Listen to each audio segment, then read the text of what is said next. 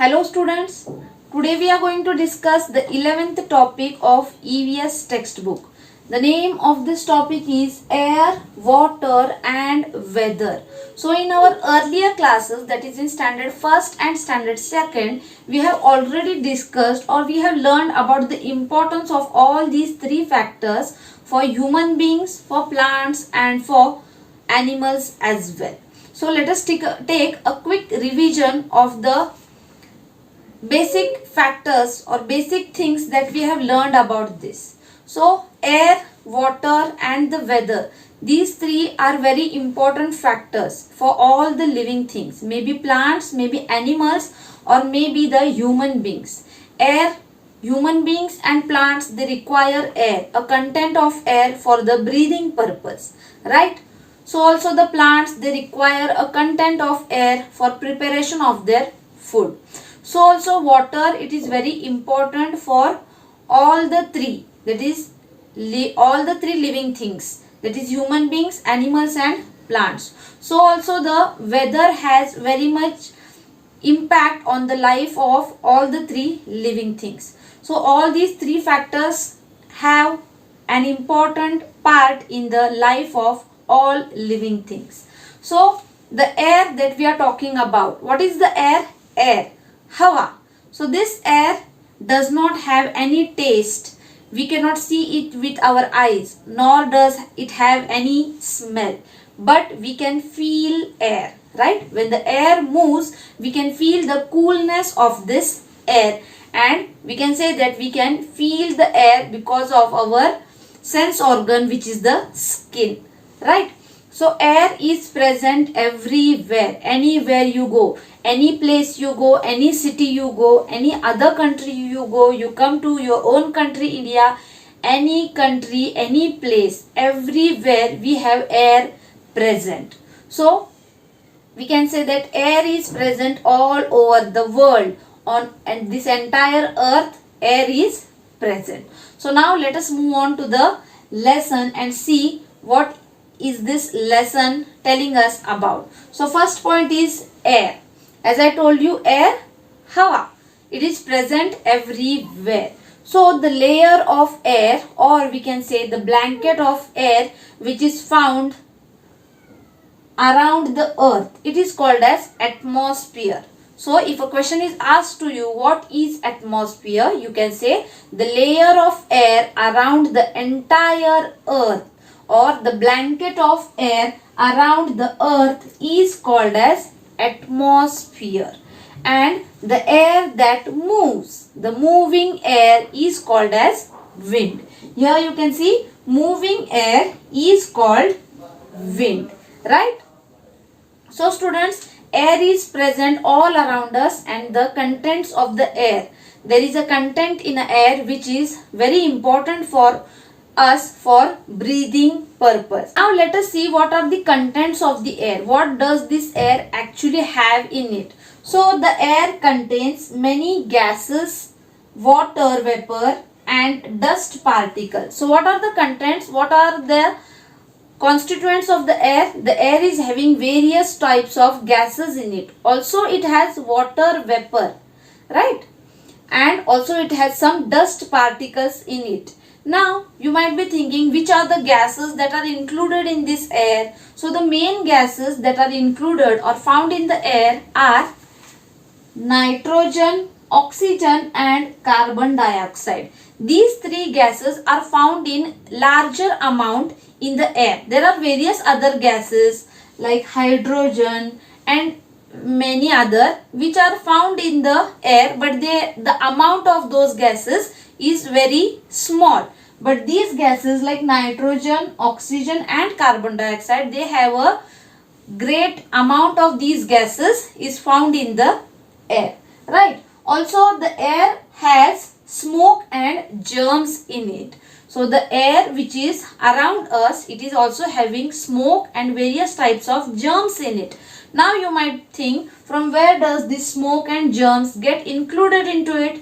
So the smoke that comes out from the vehicles, the black fumes that come out from the vehicles, the black fumes that come out from the chimneys of big factories, all these smoke gets mixed with the air, and what happens? The air becomes dirty, the air becomes impure, and if we breathe such impure air, we are likely to get ill, right? So it is very necessary that we take steps to make the air pure. We have to take steps, we have to make some measures so that the air will become pure or the air remains pure, right? Because if we consume, or consume in the sense, if we breathe this impure air, all the living things, the plants, the animals and the human beings, they are going to have some effects of this impure air. Maybe they fall ill, maybe the plants they dry away or they die away. So these are the effects of impure health. So it is impure air. So it is very necessary that we take measures, we take steps to make the air pure. And the best method or the best measure to keep the air clean is we have to plant more and more trees. Because what is the main thing which is making the air impure? The carbon dioxide. So what do the plants do? The plants, they take in carbon dioxide for preparation of their food, and if this carbon dioxide is consumed by the, taken by the plants, the air will remain pure for longer time. And so we have to plant more and more trees so that a large quantity of carbon dioxide is taken by the plants and oxygen is given out. Oxygen which is required for animals and human beings which are living on this earth, right? So we have to plant more and more trees so that we can make the air pure. The next point is water. So water, as I told you, is also one of the most important factor for all the living things. Yes, human beings, they require water for drinking, for cooking of food, for washing of clothes, cleaning of utensils, bathing, right? For plant watering of the plants. For all these things human beings require water. So also the animals, they need water for drinking. So also the plants, they require water for their growth. So water is very important factor for all the living things. And the water that we get it from rivers, lakes, then we have streams, ponds. Also the main source, as we have learned in the earlier class, rain is the main source of water on the earth. Now we will be discussing about water cycle. I will be showing you a picture of water cycle, and at the same time I will explain to you what a water cycle. So students, now let us have a look at water cycle. So on this earth, water is available in three forms, that is solid, liquid and gases. In the solid form it is ice, in the liquid form it is water, and in the gaseous form it is water vapor. So as we all know that water is available in the rivers, in the lakes, in the ponds and also in the streams. So during the summer season, the water in all these gets heated because of the immense heat, because of the heat of the sun. The water in the rivers, lakes, streams, it gets heated up and it moves, it gets converted into water vapor. So during the summer season, water gets heated and gets converted into water vapor. That process is called as evaporation. Here you can see picture of a water cycle in nature. So here, suppose this is a river or a sea. What happens because of the sun's heat, the water here, it gets heated and gets converted into water vapor. And this process in which the water gets converted into water vapor is called as evaporation. Okay, then what happens? The water vapor, it rises high and it reaches up in near the clouds. The water vapor there, it cools and changes into tiny drops of water. The water vapor, it moves into the sky. There, since the atmosphere is cool, what happens? It gets converted again into tiny drops of water.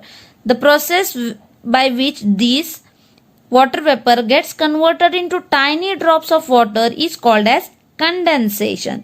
These water droplets, these tiny drops of water, along with the dust particles which are present in the atmosphere, they form the clouds.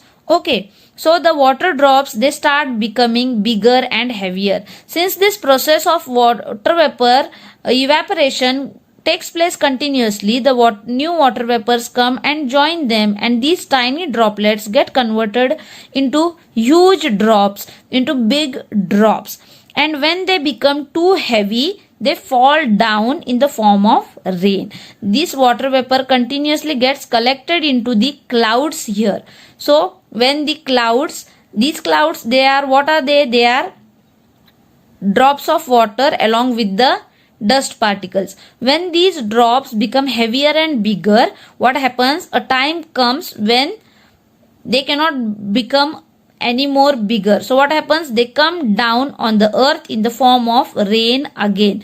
This rainwater again goes back into the rivers, ponds, lakes and seas. From there again the evaporation takes place, and again it forms water vapors, and again it forms clouds. The clouds again come down in the form of rain, right? So this process keeps taking place continuously. This process of changing the water into water vapor, the water vapor again with the help of condensation comes down in the form of rain. So all this process, it takes place continuously without any break. This is called as water cycle. What is it called as? It is called as water cycle.